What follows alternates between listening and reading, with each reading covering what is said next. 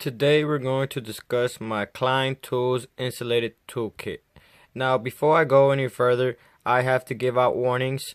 Do not attempt to work on live electricity if you don't know what you're doing. Just because you go out there and buy one of these $500 toolkit doesn't mean that you became a great electrician. It just means you bought some great tools. Like a foreman once told me, you can give a person a gift, but it could be taken away. But if a person earned their talent, they're gonna keep it forever.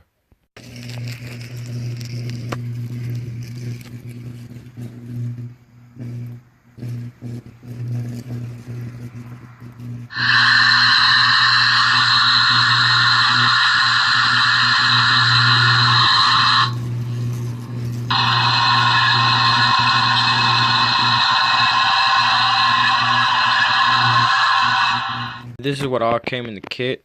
The only thing I bought separate was this number 2 square. I got it for 20 bucks. And this small needle nose, the one that came in this kit, I think is a little too big. This one I got it for 25 bucks on eBay. It's nice. It gets into tight spaces, so that's why I keep it around. As you can see, I've been using it a lot, and they're all used up. They're used tools, so because I get it cheaper, but they do the job. Now, the way you know that these are 1000-volt rated tools is that it says it right here on the handles, 1000 volts.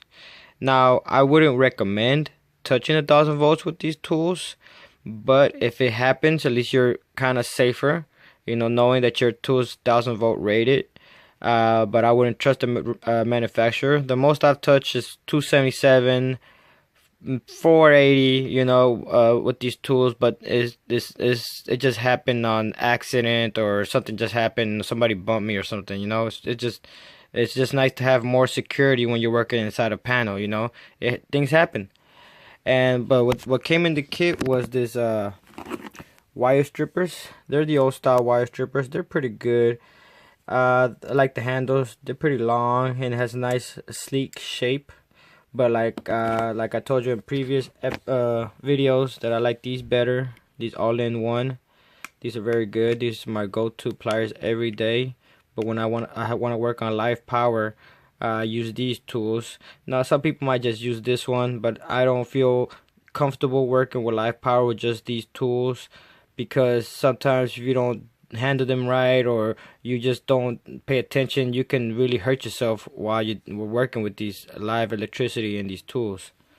But going any further, you also came with this big flat tip screwdriver, and the thing is, with the bigger tip you get more strength.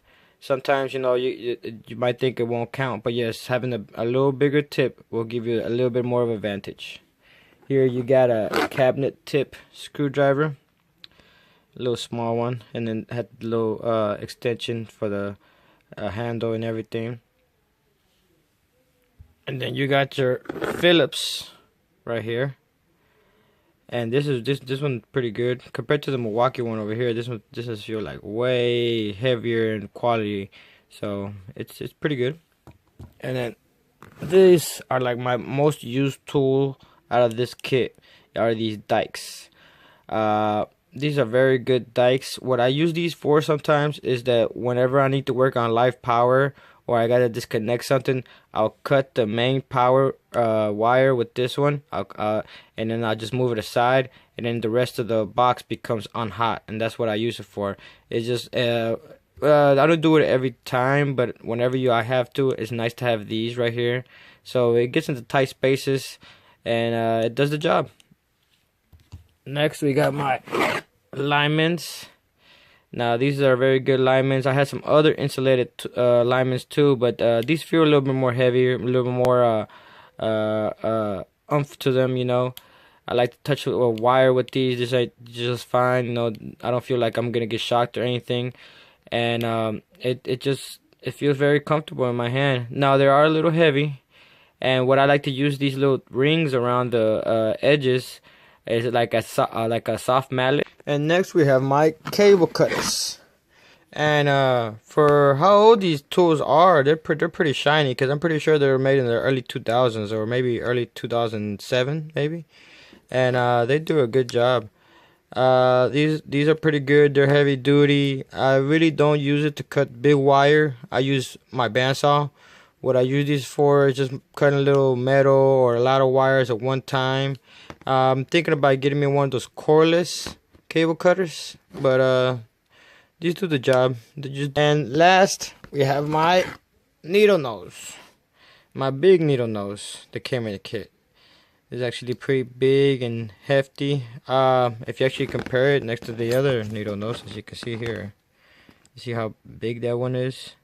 This one also came with black tips at the end, but since I use it so much, I actually don't know where they're at. Also the dikes, I use it so much, I don't know what the black tips are at, but it really doesn't matter.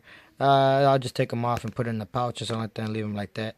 But like these needle nose are pretty big and pretty long. I guess this is a little wire stripping hole. The only thing I don't like about Klein tools and their pliers is that they never close all the way. And sometimes you do need that. Like this one actually closes up a little closer at the edge. And even this one, even my hybrid, doesn't close all the way. And that's why sometimes I keep my Milwaukee ones that they do close all the way just for a spare, because sometimes you do need to hold some tips on it. But now I have seen some insulated lineman pliers with a crimper, but I haven't seen a insulated lineman plier with the pre-made hole for the wire stripping. So Klein, if you're listening out there, you could take some of these ideas and put them into here.